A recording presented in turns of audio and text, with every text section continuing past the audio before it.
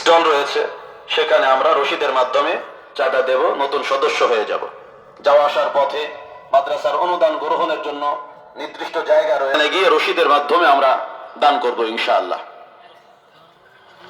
বরকতি কলস 11,000 উপরে পৌঁছে গেছে। আরো আপনি চাইলে নিতে পারবেন, মাদ্রাসার ব্যবস্থা রয়েছে। প্রত্যেক এলাকায় জিম্মাদার দায়িত্বশীল আছে মাদ্রাসার পক্ষ থেকে, যোগাযোগ করে আপনারা বরকতি কলস নিয়ে নেবেন ইনশাআল্লাহ। মুজাহিদ আজম আল্লামা শামসুল হক ফরিদপুরি রহমাতুল্লাহি আলাইহির লিখিত কিতাবাদি আমরা সংগ্রহ করব। মাদ্রাসার ভিতরে খাদেমুল ইসলামের বইয়ের কেন্দ্রে হযরতের কিতাবাদি পাওয়া যাবে, জীবনী পাওয়া যাবে, হক্কানি তাফসীর পাওয়া যাবে। হেফজখানার পশ্চিম পার্শ্বে মাহফিল উপলক্ষে বই মেলার আয়োজন হয়েছে। ইসলামী বিভিন্ন বই পুস্তক সেখানে পাওয়া যাচ্ছে। সাধ্য মতো, চাহিদা মতো আমরা সেখান থেকে সংগ্রহ করব।